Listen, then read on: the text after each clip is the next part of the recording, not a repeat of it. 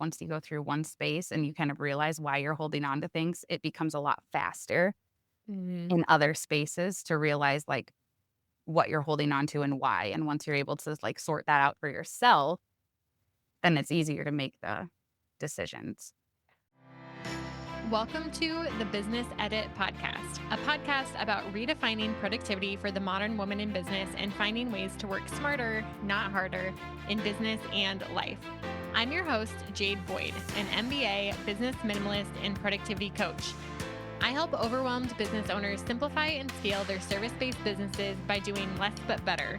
I help my clients create business minimalist strategies and systems that allow them to pursue ambitious goals while working at a human pace. On this podcast, we'll explore simple ways to grow your business with a life-first approach. If you're ready to scale your business, bring order to chaos, ditch the busy work, and spend more time living your life than managing your life, you've come to the right place. Welcome to the Business Edit Podcast. Welcome to the show, Megan. Thank you so much for having me, Jade. I'm so excited to be here with you. I am so excited that we're finally having this conversation. I feel like it's been a long time coming. For those of you who don't Yeah. know Megan, she was part of the Business Edit. So I've known her for a long time now and seen her business evolve over the past more than a year now. And I feel like we've had many conversations that are a little bit indulging just about organizing and like getting rid of Yeah, things. for sure. And we just share a lot in common. So I'm excited to actually have some dedicated time to like sit down and chat about this stuff. Mm. So, for those who don't know you, would you mind starting out with just a little bit of your backstory and kind of how you got into business and what that looks like today? Yeah. So my name is Megan Smith. I am a farm wife and a mom of three. We live in rural South Dakota, and I am a full time elementary teacher. And also, I started Stress Less Organizing in 2023. And I honestly, for long as I can remember in my adult life, like I've always felt this like call or pull to share, like, and kind of in this like sense of the more the merrier type attitude of like just sharing as much as I can, helping others as much as I can, sharing what I know or what I can figure out and getting excited about, things like spreadsheets and like things that are pretty and organized. But then it would have been within the year before that. So sometime in 2021, 2022-ish, I'd have to check, but I was diagnosed with ADHD. And my counselor actually was the one who mentioned, like, we were talking about things and getting suspicious of if maybe I had ADHD. And then that was kind of a moment where I was like, what the heck? At that point, I had been an elementary education teacher for 10 years. And I was like, how did I not catch this? And then I really started to realize, deeper that like I felt like I was living a little bit of a double life because from the outside, everyone thought I was so organized, but really on the inside, my head, like I just always knew I couldn't keep track of things. And it was my counselor who actually said, well, maybe those, like the organization systems that you've built for yourself are really coping mechanisms and coping habits for you to manage the ADHD that I didn't know I had. And that really kind of aligned too because I always told myself, like, I felt like my parents, like, in a good way, helpful way, loving way, that they, like, parented the ADHD out of me. And, I mean, research shows that ADHD presents differently in girls anyways than it does in boys, and I feel like now is a time where finally women are being late diagnosed with ADHD, and at the same time, society has all these expectations on us of what we should be able to handle, and Mm. it just can be so overwhelming. And so that was kind of how I have carved out this little, like, area or focus of what I've wanted to share about is that experience and help others in that way. So that's how stressless organizing kind of came to be, and what I wanted to do is to help others and to help moms. And over the past 2 years, I've really been narrowing in and focusing on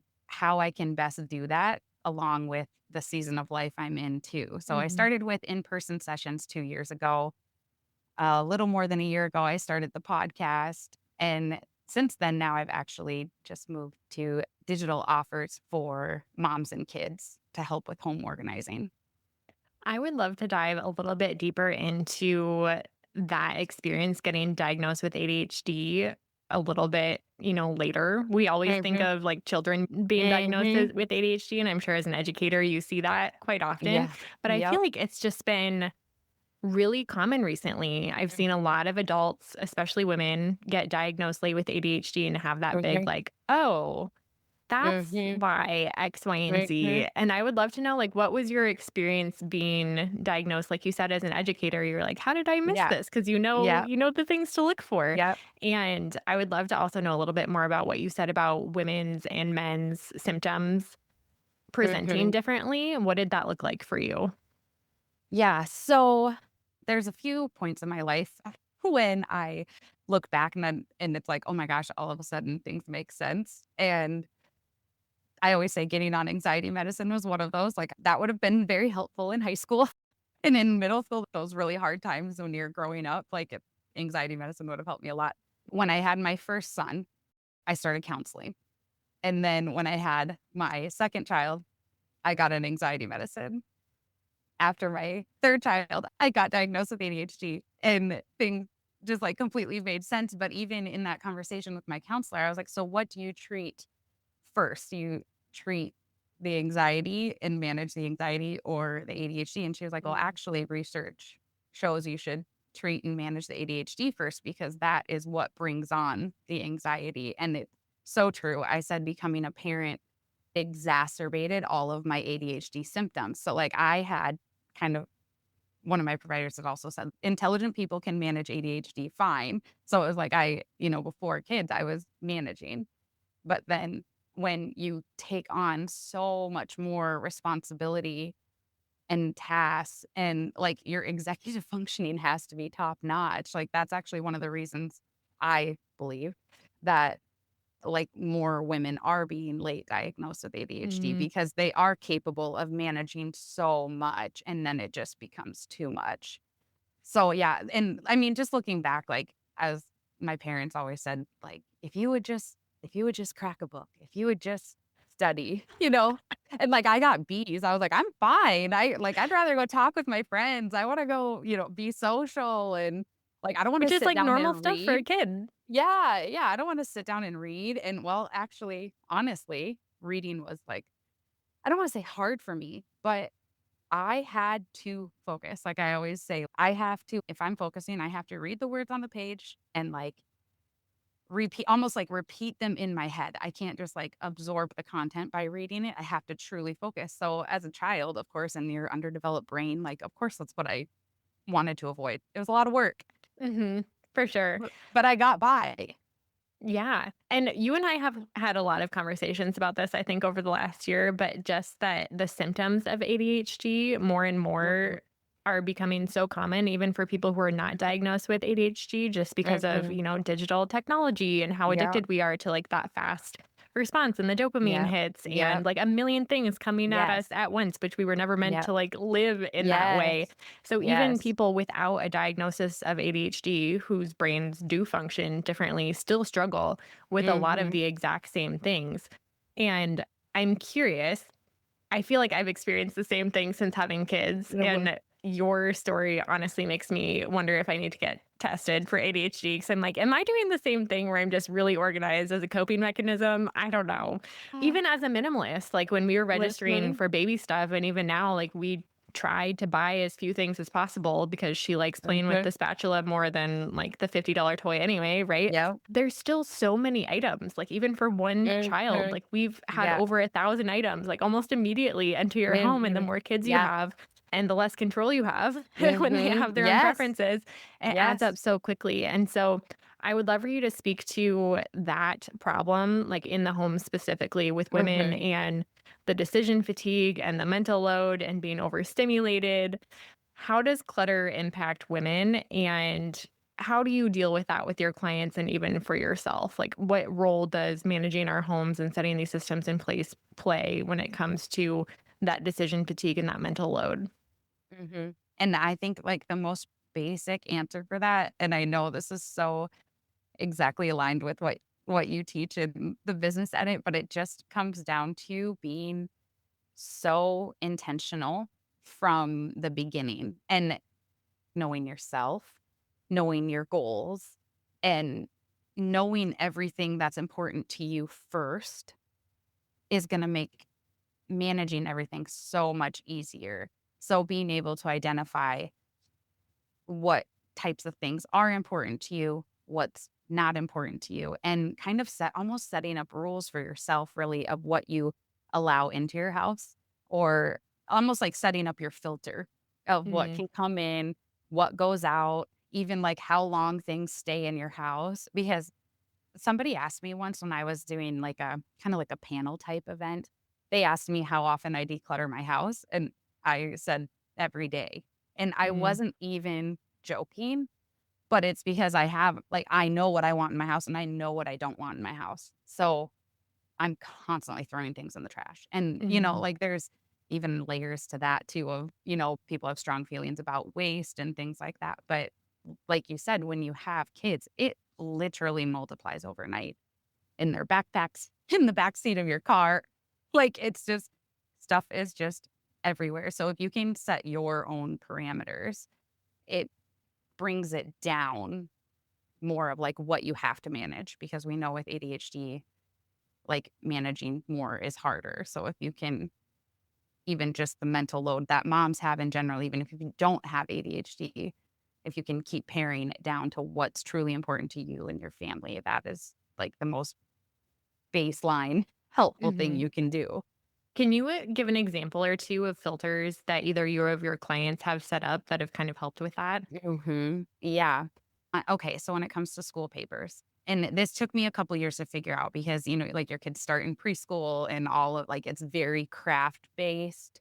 And then they get to kindergarten and they do a little bit more, worksheets type work.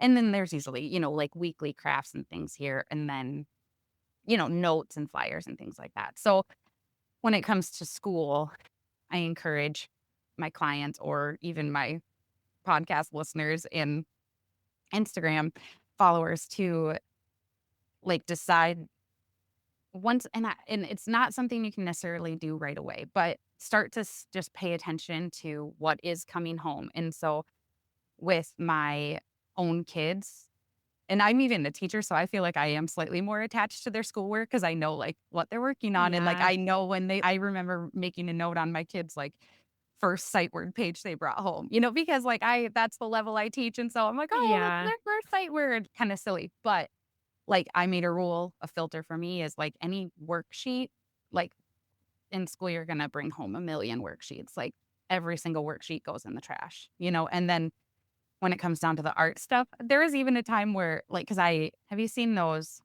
file bins that are for each year and the kid's name Mhm. is on it, and so that you have hanging folders for each grade level. That's what I have for my kids, and of course, preschools was, like, very full because I was new Yeah. parent and it's all crafts and whatever, but then once they got to kindergarten and stuff, I even made, like, a filter or a rule for myself that, like, I'm only keeping crafts that are flat because they fit in the folder, Yep. little things like that. So if they brought home a craft that was made out of a Dixie cup, I'm not hanging on to that. When they're not looking after it's been in the house for a little bit, it just disappears and everybody's fine.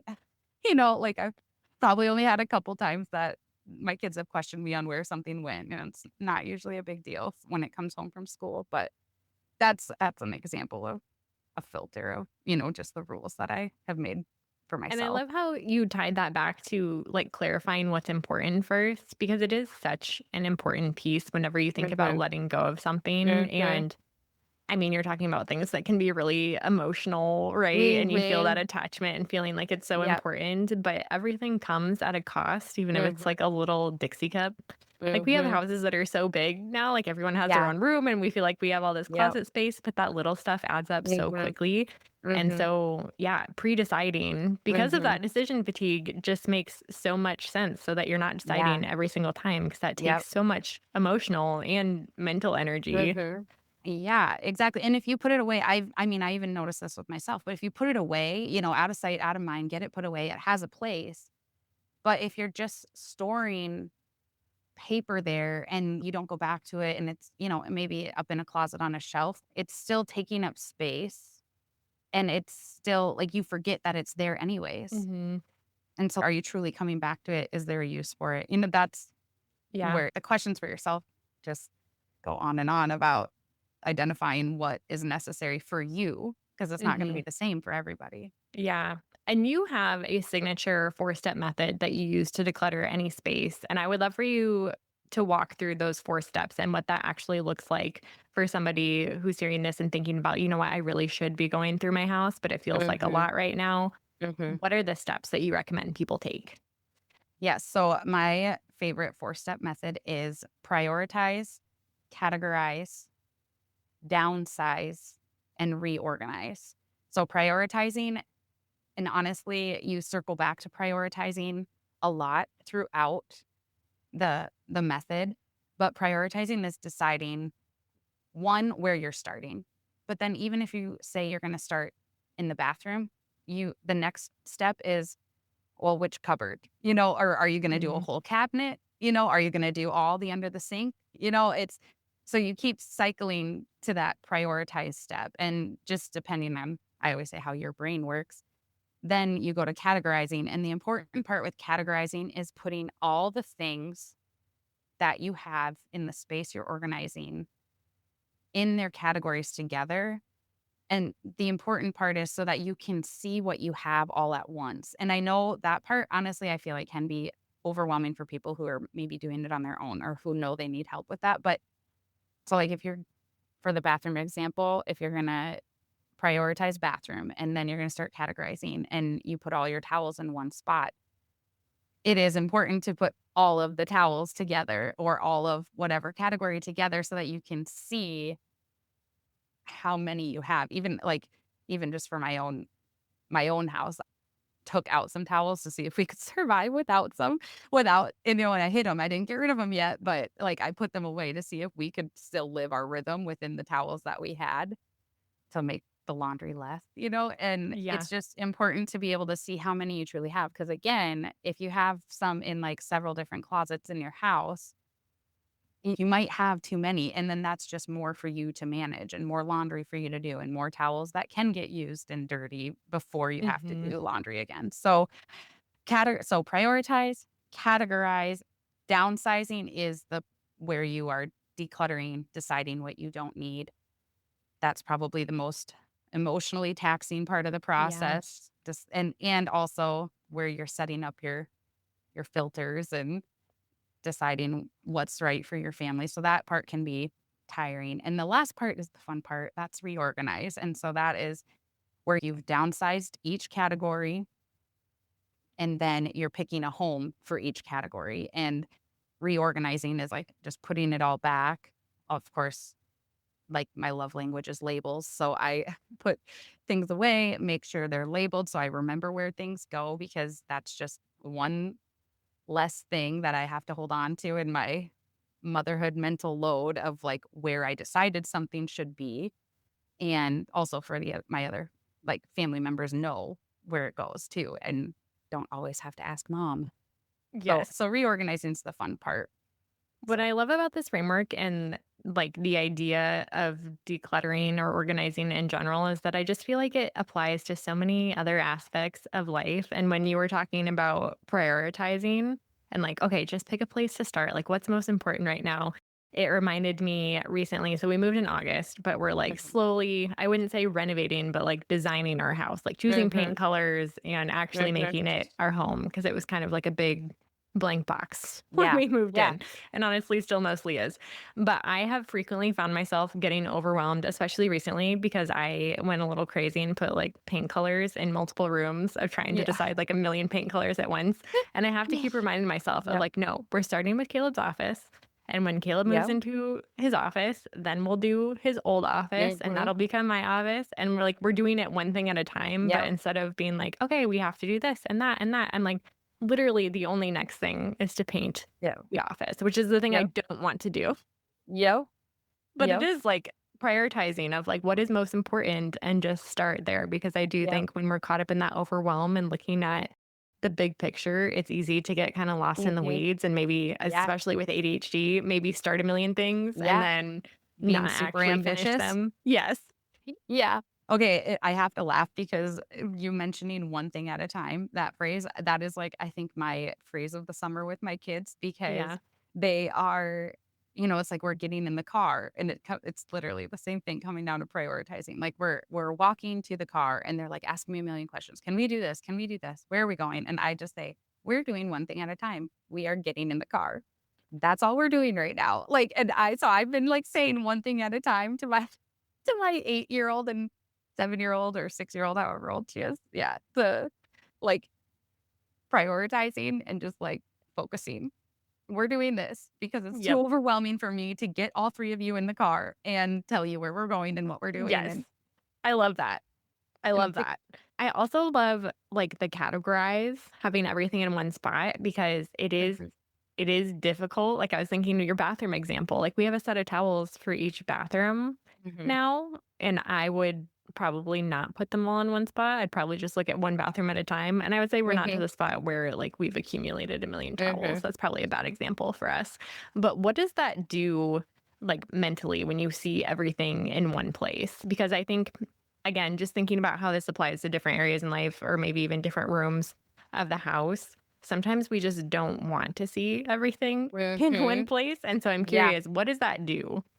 For me and the way my brain works when I see it all together, because same thing, when I was prioritizing my towels just overall in general because I was finding, towels in my kids' rooms and bathrooms, like, when they were already, dirty or used or tracking them down for bath time, but I literally had them all on my bed, and I think I did get them all through the wash, and it was just seeing all of them, and then also, like, this is I mean, not totally necessary, but I've always wanted, like, all of one color towels in my house, Mm. and things like that, Mhm.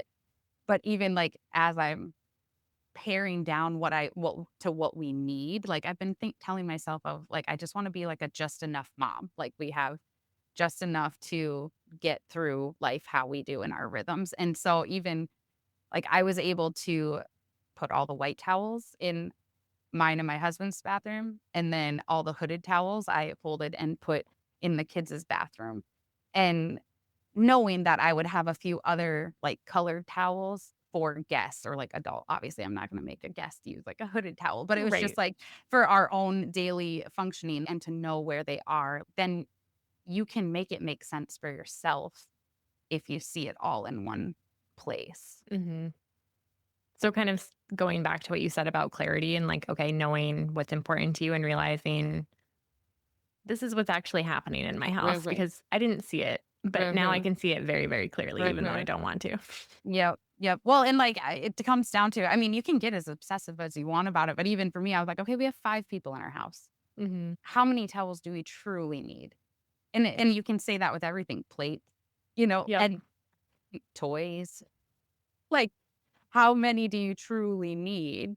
Socks are another thing that I'm trying to figure out just to, like, what's our baseline of just Mhm. enough, just because more be more items, I've said this before too, just becomes more to manage, and we could argue too, more for the mom to manage. We don't need that.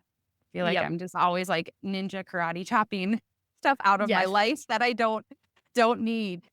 Yes. And also it is like I do feel like before kids it was a lot easier to stay on top of those things, even something as simple as like socks or how many pairs Mhm. of pants do I need? But then you get pregnant and it's like, oh, you almost need a whole new wardrobe. And Oh my then gosh, right. postpartum and then Mhm. breastfeeding. It's like, oh. I just need like 3 different wardrobes apparently that I'm just gonna rotate until Yep. we're done having Yep. kids.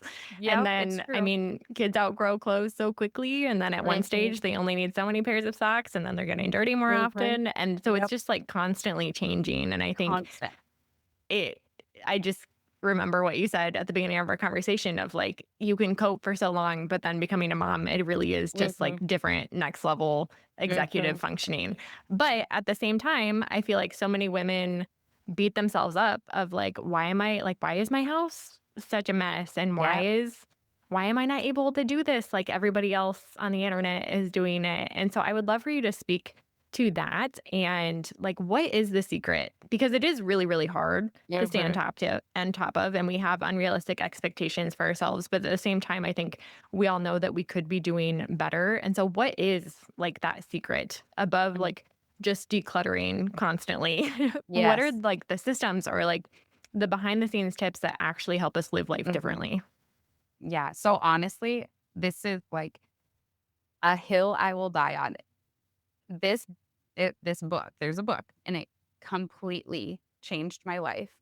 And hopefully, I hope a lot of people have heard of it because it's just so good. But The Lazy Genius by Kendra Adachi, I want to say that I had to have read it.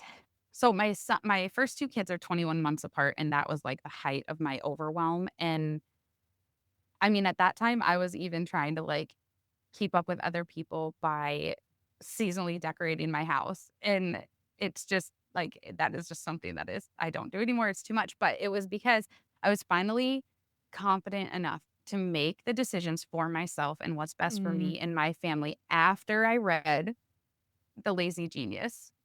And I mean, Kendra Adachi is awesome. Her podcast is great. And her books, I've read all 3 of them too. It's just like it truly comes down to having the confidence in yourself, knowing that what you're doing is right for you and your family, and it doesn't matter what mhm, anyone else is doing. It doesn't matter what social media says. It doesn't matter what other families are doing. It doesn't matter what you're assuming other families are doing or able to do or assuming what other people's houses look like. Even thinking about, like, your own house growing up. I mean, our generation, like, our parents did not grow up with social media. So, like, I know that my mom, she seasonally decorated. That was what she did, but she also didn't have, like, a million other things to keep up with like we do mhm, now, like and mhm, she still worked full time and everything, but it was just like, even if you are trying to do something because you feel like you should do it because the home you grew up in did it, doesn't mean that that's, like, a tradition that you need to follow through mhm. on if it's not bringing you joy and serving your family in a way that is important to you. So, just playing like a little bit of devil's advocate here, do you Yeah. think that I won't even say most, do you think part of the problem, or maybe even a major part of the problem, is that we just expect ourselves to do too much and do things that we don't like doing? Mhm. Yeah, I would 1000% say yes to that, but my reason for that is because we maybe haven't taken the time to identify what is important to us, because I feel like it is so easy for moms to just go through the motions of Mhm, what's expected, or even, like, even if they did set up a rule or expectation for themselves in one season, but then their kids grow out of that season and they can change, and it's if you just haven't taken the time to be intentional and ask yourself why you're doing something, why you're going to events, a certain event yes. or something, like signing your kids up for an activity just because everybody else is signed up for that activity, they're like, if we just go through the motions and don't pay attention to why we're doing it, it's easy to fall into that trap to just take on too much and do things that are not important to us, and we don't need to spend our time like that. Yeah. And again, I wish like, I just wanna go back and, like, rephrase everything you said from a business perspective because I Yeah. think the same rules apply of like, "Oh, yeah, Yeah. you're just doing what you think every other business owner is Yeah. doing. You don't even Yep. like it, and you built Yep. this business that you hate, and, like, Yeah. it's a completely different season of life for Yeah. you. So why are we still trying to force ourselves into, like, this little box?" Again, like, Yeah. I feel like everything I love your industry so much because I feel like it's so applicable in such a real, tangible visual way to every other aspect of life that feels a little bit more intangible or like harder to grasp and actually Mhm. see it clearly. But above and beyond that, for the person who's like, you know what, I actually do have clarity, but I feel like I'm drowning and I can't keep on top of it, or like I know I need to operate my house differently and I don't have any systems or anything. Like, where do I Mhm. even start? What would you recommend for that person? Well, the first thing I would say is they should download my Decide guide because when I was creating this, I just remember actually so in December, I remember being, like, so pumped about it when I was creating it because I couldn't believe that I came up with so there's 8 major living spaces in our house, or, like, there's 8 major spaces in our house, but I was able to get those spaces into subspaces and came out to 24 different subspaces within your house That's of a lot. things you can declutter. Yeah, and I was just like, I didn't even again, you can't see it, you don't categorize it, you Yep. can't see it, and so I was, like, blown away that there is that many different parts of our house that we need to take care of and, that I am saying to we need to be intentional about. But in the Decide Guide, each of those 24 subspaces have a list of questions that guide you. There's no right or wrong answer to these questions. It's just a way to guide yourself to identify or evaluate what's important to you and what's not. Like a big thing that I think when you go through the questions in the Decide Guide, it's just a digital PDF that you can look at. You don't have to write anything down. It's just reflection questions, basically. And I think a lot of the things that we might be holding on to is some is connected to some form of guilt in Mm, the sense of like it was a gift. I somebody I got this at some event or I spent this much money on it, so I yep. can't get rid of it. There's so many different reasons that we might be holding on to something. And I would bet that it's kind of once you go through one space and you kind of realize why you're holding on to things, it becomes a lot faster Mhm. in other spaces to realize like what you're holding on to and why. And once you're able to like sort that out for yourself, then it's easier to make the decisions. What is your stance on, like, what if I need it someday? Because I feel Mm. like that's another really common one of like, Mhm. yes, maybe I spent money on this, Mhm. but I actually think that I might need this someday. Mhm. So there's two filters that I go through for that. And one is when was the last time you needed it? Mm, And, like, to think back, like, how long has it been sitting there? And how much space is it taking up too? Like, it's been sitting there and it's taking up space, and how long haven't you used it? Another thing I like to think about is, like, if I needed another one, would it be an inexpensive purchase to get again? Like, say 5 years comes down the line and I need another three-hole punch for my for a piece of paper, right. or, like or in the future, if I need another one, do I know where I could borrow one? Things like that. Like, if you might need it and it's not that, under $20 to get again, and you haven't used it for years, that everyone has to establish that for themselves, Hmm. what's worth it and what's not to get rid of, and what's more valuable. Is it more valuable for you to have that in just in case, or is it more valuable for you to open up some space in your closet? I think I just had kind of like a mental clarity moment as you were saying that because I'm like, you make it sound so easy. Because I'm thinking about like a very particular instance in my own life right now that I'm Mhm. floundering on. And I'm like, Mhm. she just makes it sound so easy. But really answering those questions that seem so simple, but it's also just so difficult to Mhm. decide. And when that's compounded by like, 500 items to declutter one Mhm. space, It is a lot Yeah. of energy on Yep. top of what we're already going through, but also, like, so worth it when you have a simplified space that feels Mhm. easier to maintain, and I feel like Mhm. I have experienced that in my own life, but I do think it is just, like, constant decluttering. No matter Mhm. how intentional I am with, like, what we let into our home, it is just, like, this constant process, and I think another misconception that people have, and I'm sure you've seen this, is like, "Oh, I'm just gonna, like, spring clean, do it all, and then Mhm. we're good." But, like, what is Mhm. the system that you use or teach that allows people to actually stay on top of that? For me, it just always circles back to the four-step method, and no matter what you're dealing with, whether it's I was trying to think of, like, garage items, but just no matter what you're trying to basically get under control, it's to decide what's important with prioritizing and then seeing what you can let go of from there.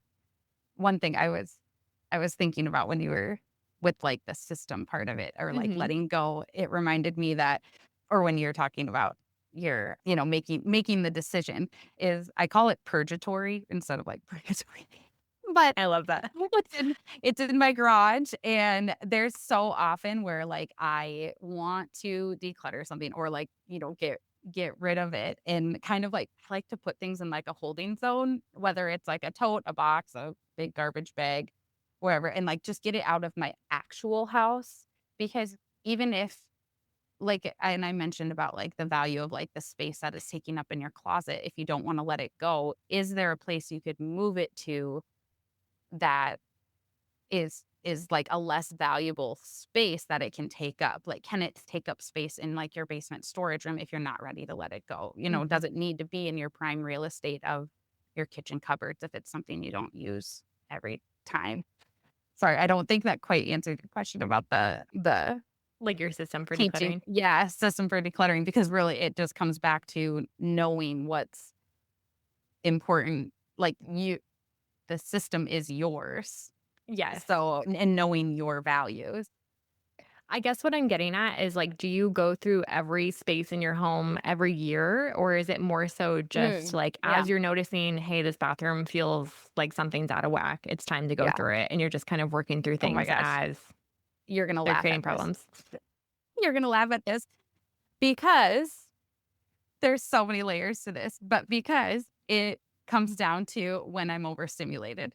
And Mm, when I'm overstimulated in a room in my house, whether it's my kids' bedroom, whether it's our home office, the kids' bathroom always drives me insane because it's not even that big. It's not I should say it's small, but it's like a oh my god, get me out of here, like, 'cause it's like they leave stuff on the floor and it's just like things are just not where they belong, but so I and this is something I really say with ADHD because, like, hard, fast, like, regimens are hard for me, and so I kind of follow my energy, and so when a space becomes overstimulating, that's, like, when this, like, gotta take back control energy comes over, and then that's, like, when I'll declutter stuff, even though I do like I said, I declutter every day because I know my filters of, like, what I'm gonna grab and throw in the trash, like McDonald's toys.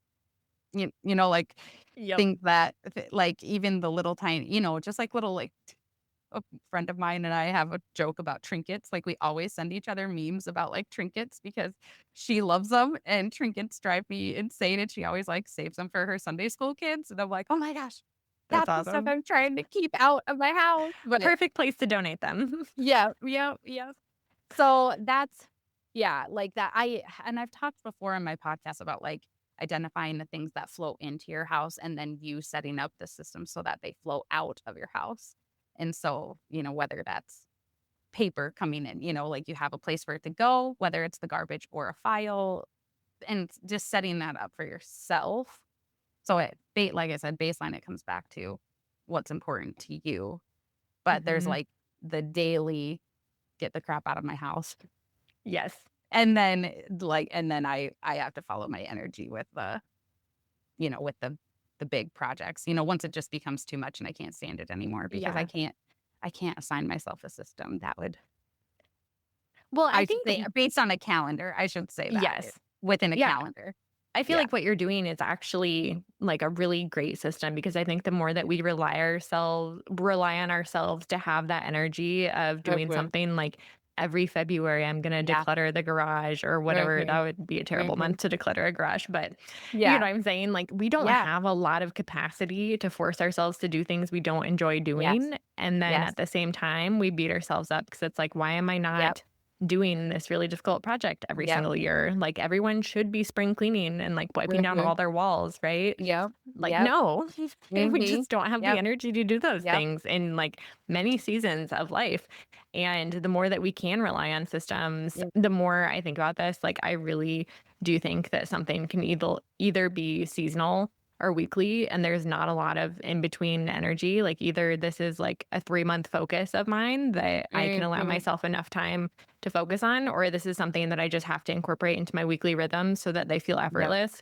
And there's not a lot of room to do things that are like in between, to force Yeah. ourselves to do things once a month specifically, Mhm. is what I'm realizing recently, especially with planning like date nights or things with friends. It's like, Mhm. if I try and tell myself I have to plan something every single month, it just Yeah. doesn't happen Yeah. because it Yep. might not seem like that big of a deal, but it either has to be like on the weekly rhythm Yeah. or it has to be like this seasonal push where I'm planning several things at once. There's like not Oh. any in between for me. And what you said just made me think about like, yeah, we do think that decluttering is a project that we just Mhm. do.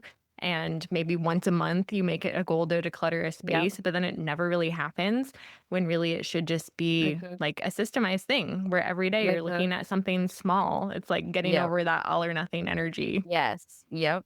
Yep, for sure. And like maintaining the space is part of it, but things it's easier to keep things maintained when you have decluttered and reorganized from a point of like knowing your end goal, or Hmm. knowing your intent. Like I keep going circling Yes. back to like the intention, but things stay, you know, I think it's Dana K. White that talks about the container is the boundary. And so if this container is labeled with like kids medicine, like once my kids medicine container is full, I need to go through it. Hmm. That's the non-rhythm that I would Yes. follow. Like that's like going to be the asterisk on my calendar of like, okay, I can't shut this drawer anymore. I need to go through it. Yes, which is like, it seems really simple, but I feel like most people's default is just like, we need a bigger house or It is. I need a Yes. storage unit or, like Yes. there's no bounds to the things that we could own. Yes, yes, and I have been even saying mostly to myself lately, but I'm like, let well, always love the phrase like grow where you're planted, but like we truly can grow where we're planted or let normalize like having a normal home, and Mhm. not needing so much, you know, Yes. like it's possible, Yeah, which but I it does think take time and we don't have a lot of time either. yeah, for sure. But again, going along with your energy, all of us get those bursts of energy or, that emotional moment where we're like, "Okay, I've had enough. This gotta go right Yeah. now." Yep. And I'm also a fan of Kendra Adachi, Oh, and I yeah. always think of her phrase, like the big black trash bag energy. She talked Yes. a lot Yep. about it a lot in her most recent book, The Plan, of where we're just like, "All right, everything has to be thrown Yep. away right now," Yep. which generally is probably not a healthy way to live. But again, if Mhm. you work with your rhythms, we all get that Mhm. energy once in a while where we do have that boost of like motivation to Mhm. do a big overhaul. And then it just comes down to Yeah. maintaining it. But Yeah. I do think that we try and set deadlines to things Yep. or like, I have to do this in the next 12 weeks and I have to Yep. dedicate, so much time of my weekend every week until this Mhm. is done. When really, if you just kind of like follow your energy, sometimes your internal compass will just tell you, like, okay, step Yeah. one, prioritize. I think that we all, if we think about that question for a little bit, can come up with like, okay, yeah, this is the thing that's Yeah. really bugging me right now. Yeah. And I even think too, like we have to stop beating ourselves up when we don't have time to get to it. Or like in that in between of like even just for me, I a lot of times if I'm decluttering something, it'll get put in my office. Or if I'm gonna put it on Facebook Marketplace. So it will sit there. And yes, my office is not in like the perfect tip top put away shape, but I also like let go of the fact that like, okay, during this last few months of the school year, I didn't have time to like sit and take pictures and get it on Facebook Marketplace. But I did. I like I got to it, it was on my list, and just, like, not Mhm. beating myself up in between. I feel like we need to be easier on as women, we need to be easier on ourselves about, like, it's okay to have intentions and it's okay to not have things done, like, right now Mhm. because our hands are full. Yes. I love that. And I do feel like anybody who follows you, I think it is really comforting. I don't know a better word for it, but you are different than a lot of organizers where you're not like, "Hey, you have to buy all of these matching bins." You're just kinda like, Mhm, "Use what you have. It's gonna be mhm, functional. It's gonna be organized. It's gonna make your mhm. life easier." But I do think that there's that dark side of organizing where they do set that unrealistic expectation of like, Yeah, "This is what your house is gonna look like." And then yeah, when your house doesn't look like that, you think that you yeah, failed in some way. yeah, yeah, and that's yeah, exactly, and what's important to you. If it's important for you to have a beautiful aesthetically pleasing pantry, that is good, and that's okay, like, that's good because that's what's important to you. But if you wanna just, like, get home from the grocery store and not decant your cereal, like, that's That's also fine. that's also good. So We I have so many more questions, but I do want to make sure that we have time to touch on toys since that's such a huge Oh, focus of yes, yours. yes, And yeah, I would just love for you to touch on why toys? Because you have said yes, for moms, like, that is yes, maybe a good place to start because it is a yes, category that expands your entire house, and even, yep, like, my daughter is not even a year yet. She will be a year this month, which is crazy how fast that went, but she crazy. already has so many toys, and now that I've she's getting more mobile, the toys are spreading farther and farther throughout the Yep, house, so I would yep. love for you to talk about toys and what some of your favorite tips are for managing the chaos. Yes, this gets me so excited. I feel like with my elementary education or my background in elementary education, and then also my taking like my ADHD mom experience in managing the overwhelm, like toys for me, when I am speaking with a mom who is overwhelmed with the state in their house, I really like to encourage them to start decluttering or organizing the toys. Like you said, they spread all over the house. That's why I I named my private podcast Play Spaces That Work because not every home has a playroom, but like our entire homes are spaces where our kids play. And we Mhm. all know that our kids have brought toys into the bathroom while moms are using the bathroom. Like it just Yes.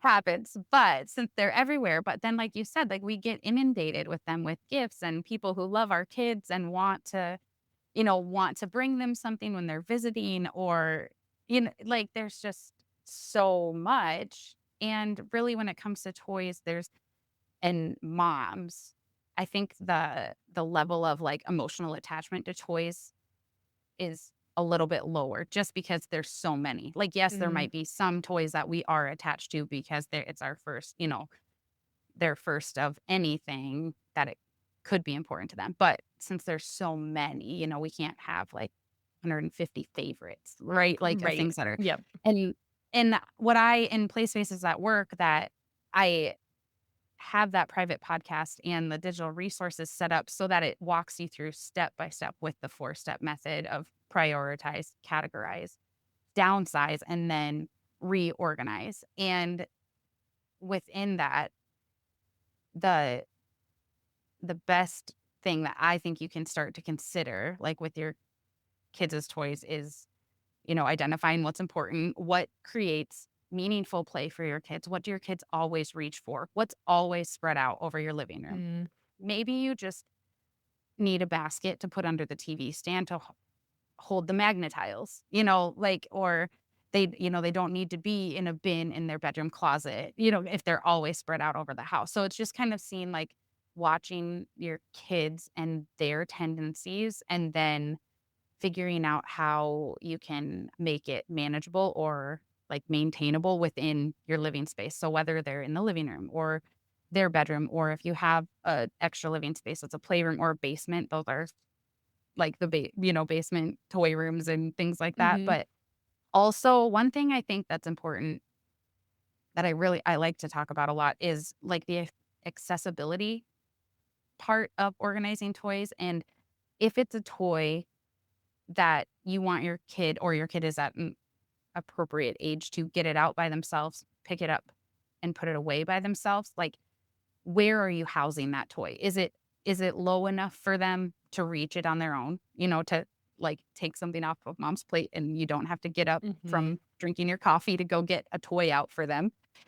But then also, especially in my house with my girls, I have to make sure, like, the markers and crayons are not in a place where they can, like, be unsupervised with them because we like to not color on paper. Like, Yep. we like to color on walls, and, like, my girls are very good at making things pretty, like, it's so things like, the accessibility part is, like, if you want them to need permission to get it out, put it up high. It doesn't have to be, in, like, the high real estate value of, like, where you're storing your toys. Put it somewhere that they can't get to it and they need help or permission get it down.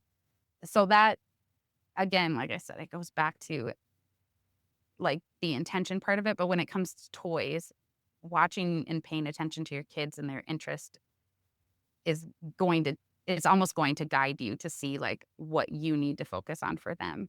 And if there's things that they never touch, do you need them? And there was one. Oh, I was listening to a podcast once. I think it was a girl named Capri Carpenter. She's a professional organizer, and she was talking about toy rotations. And she even made the comment about, like, if your child doesn't need or want this toy for a set amount of time, like, do you really need to store it? Mhm. So, but I do think, like, just for even kids and what they can manage in the overwhelm, like, there's still a good place for, like, toy rotations or even, like, toy libraries, like, I people have closets, or you can set up a closet where they get the toy out and put it back, like that. They have it out for a while and put it back, but it's just like, do you need a huge backlog of toy Right. storage that you're rotating through, or can you size it down so that it's a little bit more manageable? What are some of the other common mistakes you see people make when it comes to organizing or just managing toys? So, the biggest mistake I think that I see is just having, like, and this is probably an extreme example, but having all the toys or a bunch of toys in one large container. And honestly, I mean, essentially like a toy box. Mhm. Because if I can find, like, one little people, but I can't find, like, the car that the little people ride in, you know, like, that's hard. That's multi-step for little children's brains to put together, like, just to make the toy operate or just to Mhm. play. To be able to play, they have to, like, work before they can play. So, however you can make it easier for them, if you like, yes, I think the obvious thing, like, all the Legos go with Legos and all the Hot Wheels go with Hot Wheels. But the toys that are kind of like a hammer and a nail, where it's like you need this toy to play with this toy, like babies and blankets or baby dolls and bottles, keeping those together too, so that the children can play and just get to work playing rather than, like, needing to find different things to put together to make their play work, if that makes sense. Yes. So, what I love about Megan's course, because she launched this while she was in the business edit. So, I got all of the behind the scenes look, and she has this amazing guide of all of her favorite containers from all of her favorite stores. And it makes it so much easier because if you go to like Target and just search, container, there's so many options, but you group them together based on like what looks aesthetically pleasing together Yeah. and like the furniture that goes with it, which is Yep. it's so good. But just from like a bigger perspective, when you give that advice of like store everything together, my immediate thought was like, "Oh my gosh, how do you do that if you have limited space or like you don't have the right Mhm. furniture to store that many containers?" Yeah. Just broadly speaking, what are some of your favorite go-to solutions for organizing toys? Oh my gosh. Well, I almost always would the first thing I'm gonna say is I feel like it's almost obvious, but the cube organizers, those are so helpful, especially because different stores or different brands have the inserts for them to become, like, the bins fit right, but there's some bins you can fit 2 in. There's inserts that you can make, almost make it like a 4. Anyways, those I really like those, but probably my favorite thing is if if it allow like, if you can make it work in your house is under the bed storage. Mm. because those containers are bigger. And like I have two of those. This is my, my boundaries here for my girls and their dress up clothes. But I have two of those that go under my girls' beds. And I love it because when the cousins come over, it's like the dress up clothes just explode all over their Yes. room.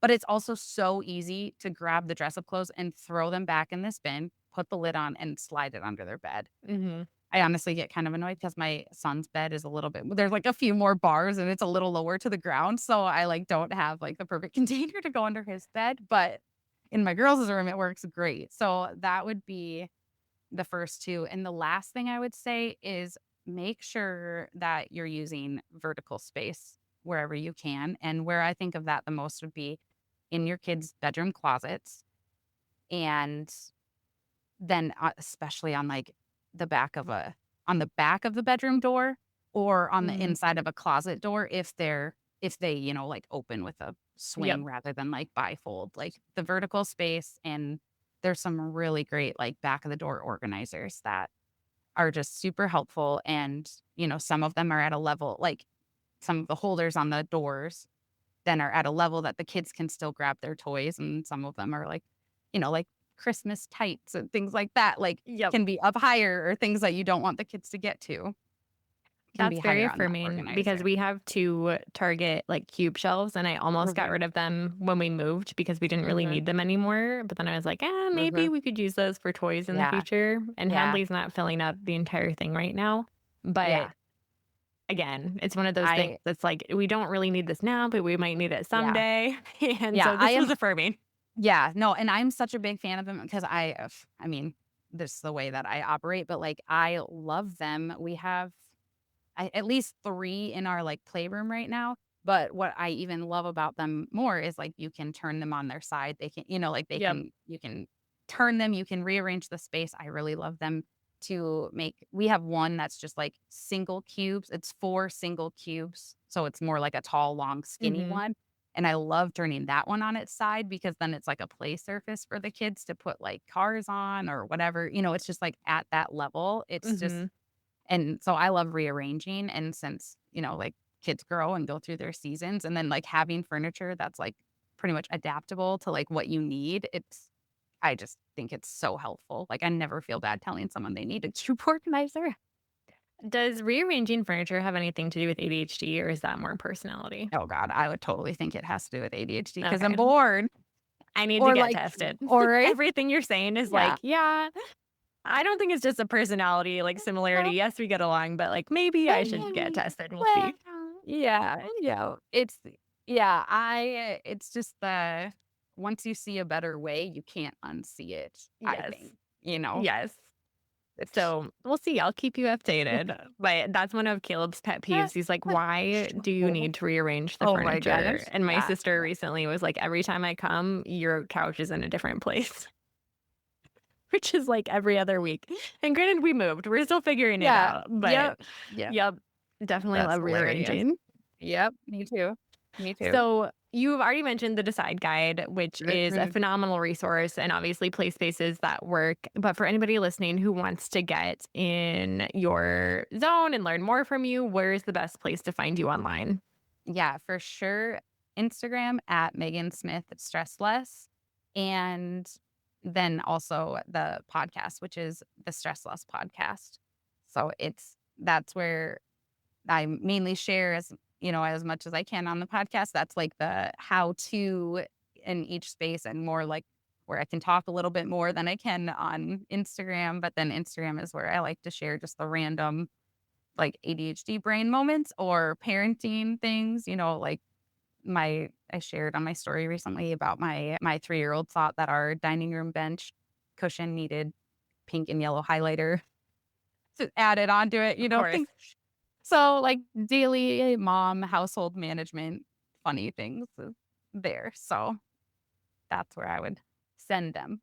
Perfect. We will have all of that linked in the show notes. And this was so much fun. Thank you so much for taking the time to come on.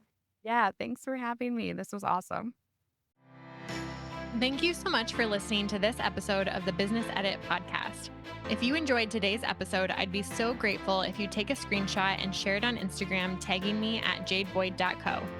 I'm on a mission to empower a new generation of women to become the types of wives, moms, and business owners that they've always wanted to be. Because empowered women change their families and communities for the better, and this is how we'll change the world.